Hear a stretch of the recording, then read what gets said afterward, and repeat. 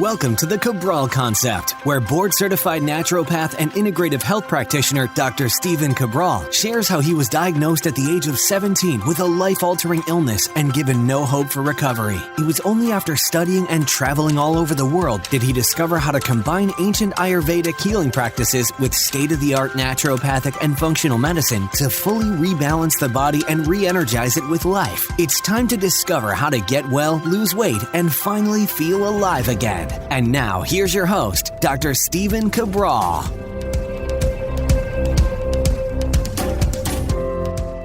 Hi, everyone, and welcome back to part 2 of our Cabral HouseCalls, where each and every weekend I answer our community's questions that have come in over the past few months. Looking forward, as always, to tackling your wellness, weight loss, anti-aging questions, and, of course, anything and all in between. So, usually I give a little bit of an intro as to what the show is all about, but hopefully you've been tuning in at least for a couple of weeks now. And as we go through each and every weekend, I try to catch up as much as I can with those Ask Cabral questions.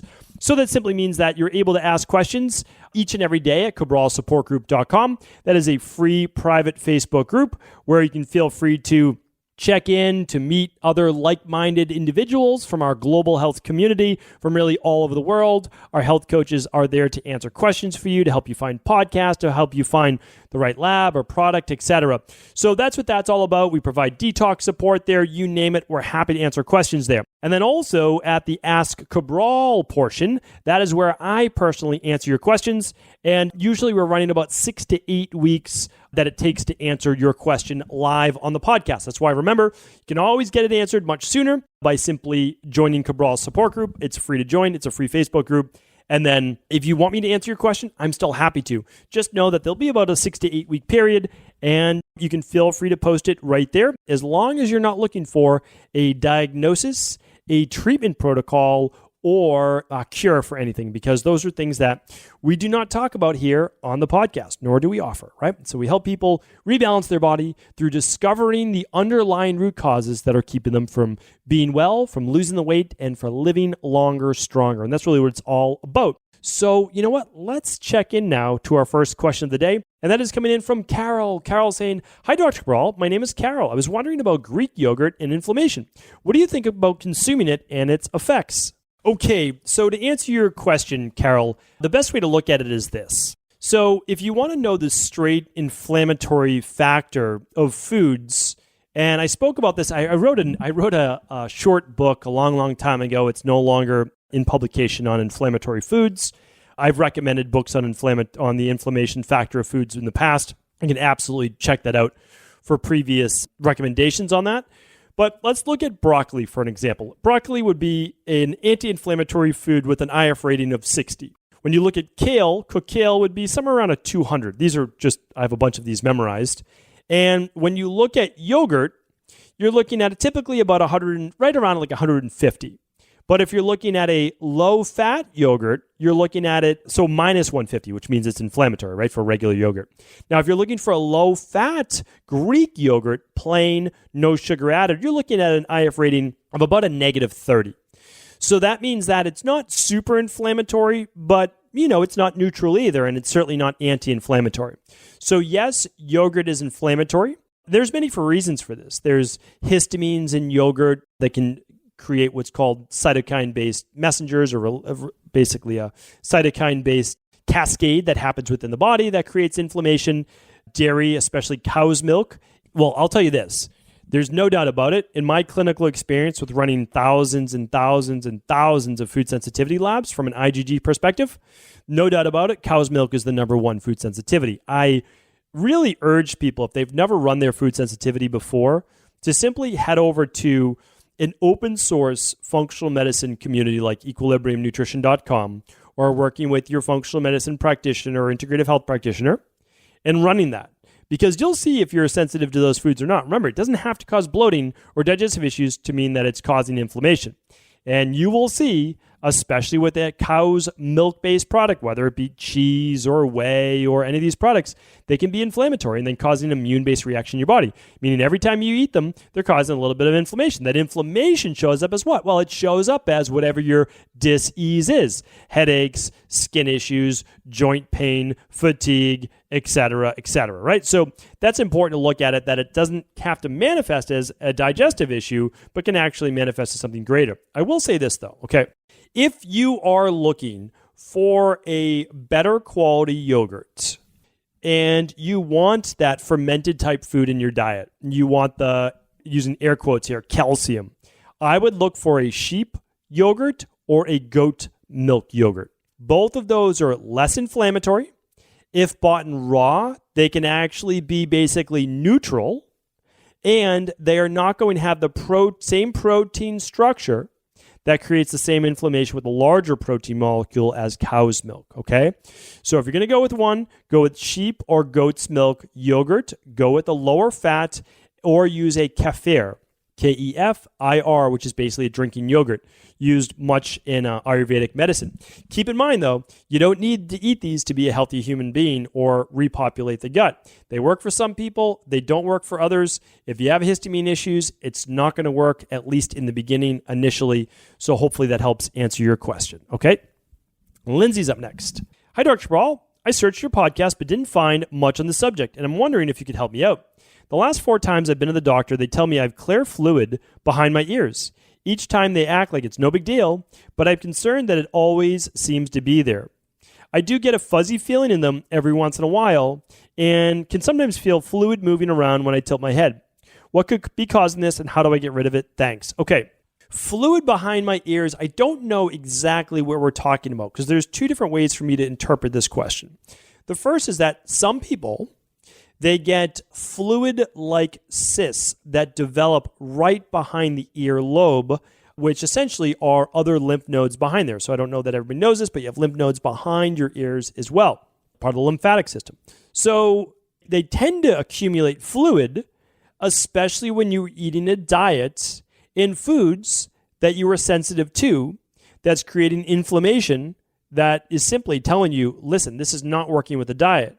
Not working well with your diet for you as an individual.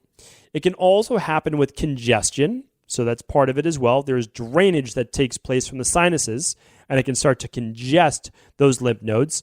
And that can be also part of the reason why if you have fluid in the ears, I don't know exactly what they mean behind the ears. Are we talking about the ear canal itself?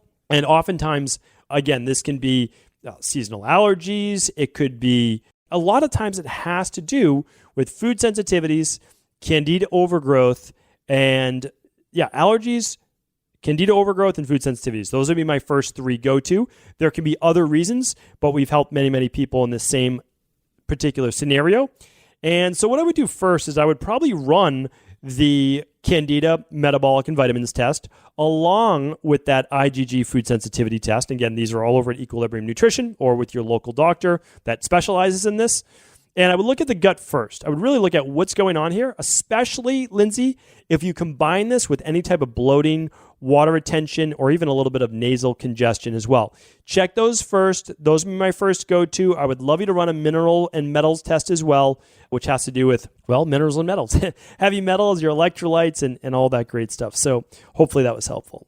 All right, John's up next. Hi, Dr. Cabral. I posted to the forum below and was suggested I ask you directly.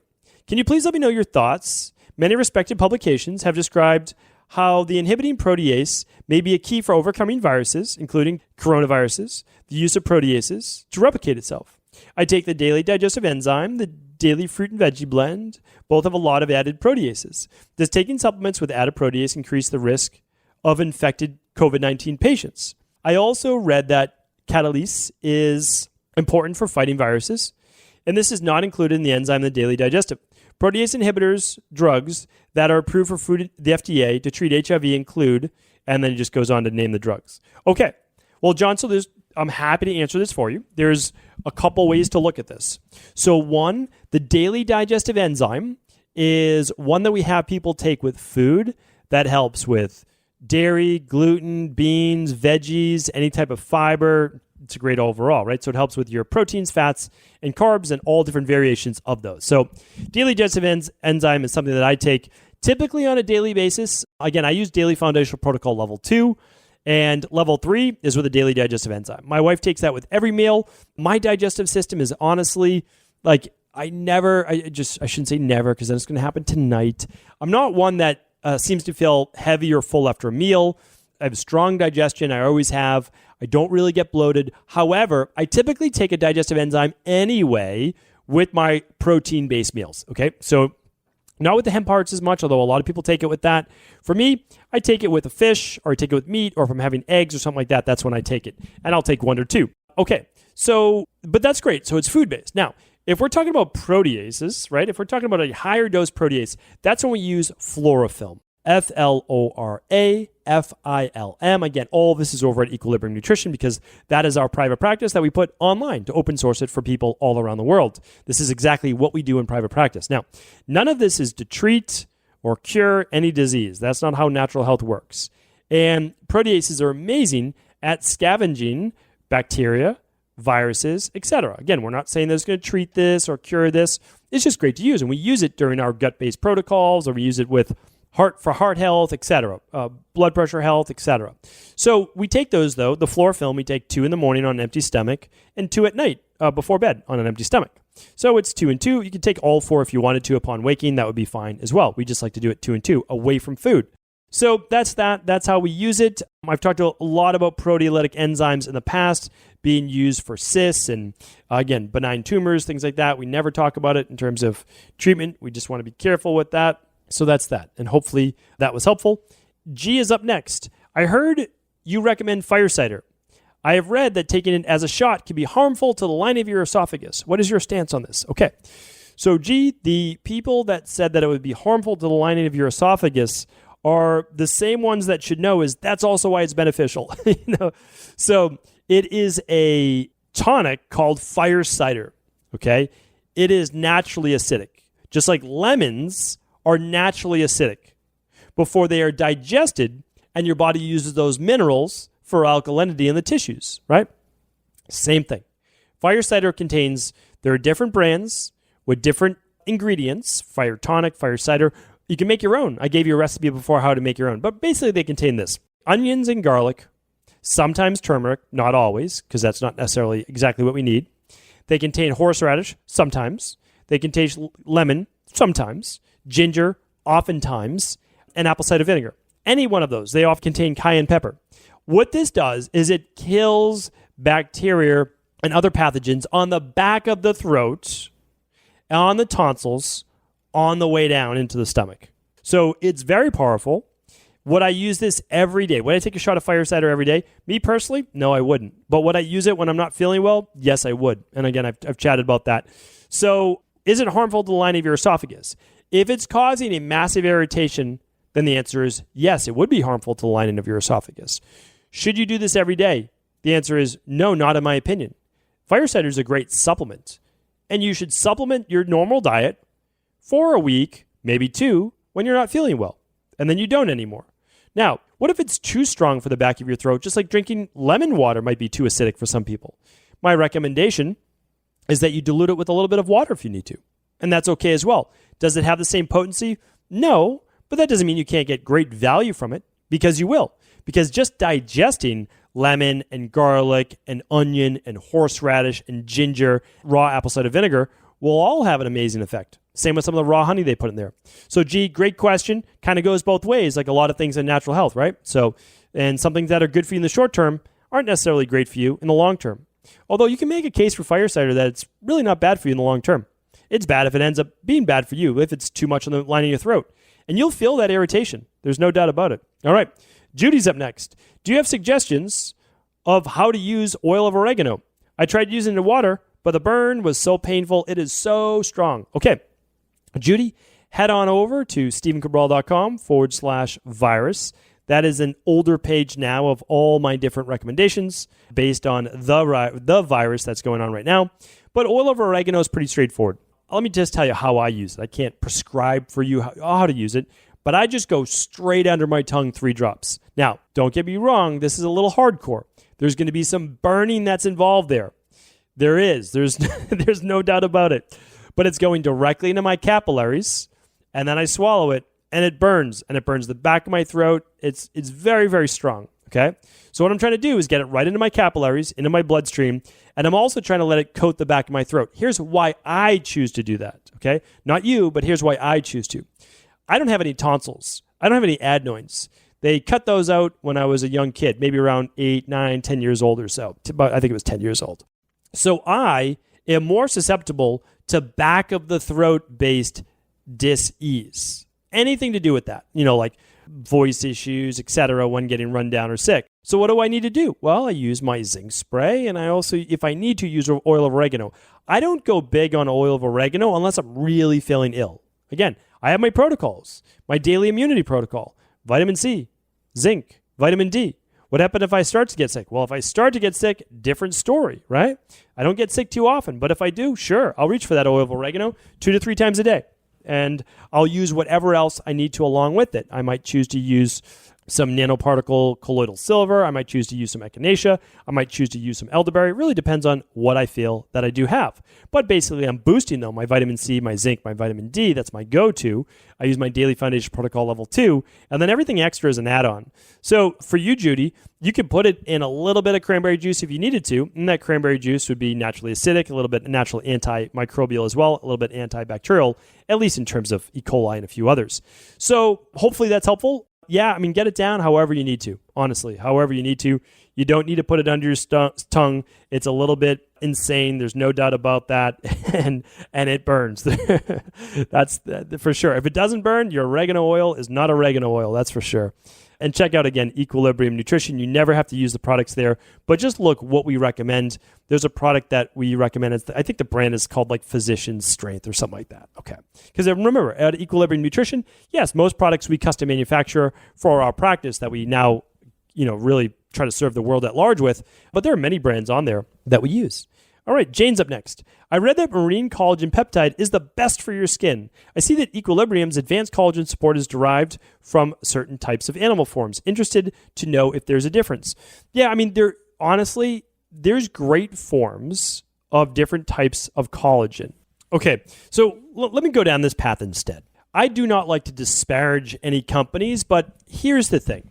A lot of supplement companies out there are great marketing companies first, meaning that they here's what they do. I'm going to give you a little insider's look. They're not based on a clinical practice. Not every supplement company has to be based on a clinical practice. I'm not trying to say that either. But what I'm saying is what they do is they find a product that they really like, that they can manufacture for essentially less money. And then they can mark it up a good amount, and they spend a lot of money on advertising, and they try to convince you why theirs is the best in the world and nothing else comes close and everything else is garbage and theirs is the best. Well, we don't do that at Equilibrium Nutrition. It's based on a clinical practice. There's nothing wrong with marine collagen. So that's why I always tell you how it is. It's a good product. Nothing wrong with it. Nothing wrong with it at all. Marine collagen still comes from animal source. It comes from fish, right? So it's coming from fish scales. And there's nothing wrong with using that product. It's typically a type 1 collagen, which is good for the skin, the bones, the joints, those types of things. But when you use a product like the one that Equilibrium Nutrition sources and uses, it's coming in from 3 patent versions of collagen that have been clinically studied and guaranteed. They're clinically studied, and we guarantee it to help with the skin, the bones, the joints, the nails, and the hair. Advanced collagen support, again, by Equilibrium Nutrition, is hands down the most advanced collagen out there. And it's an expensive product for us to make. We don't look for the cheapest products. We look for the best products. That's the difference. I basically say, here's the product that I want to use. Here's the product that I want from my wife, my family, the people in my private practice. And you know what? Let's offer it to the world as well. That's what we do. And so it's never going to be the cheapest, but it's oftentimes going to be the best. It really is. And it's because we don't look at it from a marketing perspective. We look at it as what's best for people. So now, when you look at advanced collagen support, it's multiple types of collagen, not just type 1. So hopefully that was helpful. I have no problem with marine collagen. This is not coming down on it. I'm just saying that there's multiple acceptable forms of collagen. When you look at the patent ingredients, you can actually see the science behind it. We are a science based functional medicine company. So hopefully that was helpful. A very good question too. Again, always do feel free to write in and let me know your thoughts. Happy to answer that. All right, well, let's do one more question. Jody is up first and last. Okay, so let's check it out. Hi, Dr. Cabral. First, love you, love your show. You are changing lives. Thank you. Thank you, Jody. Appreciate that.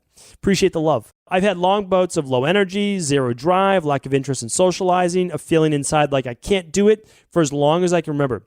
I rarely show up, and when I do, I quit due to the stress of it all. I played around with some supplements my whole life, thinking it's low dopamine, GABA, theanine, tyrosine.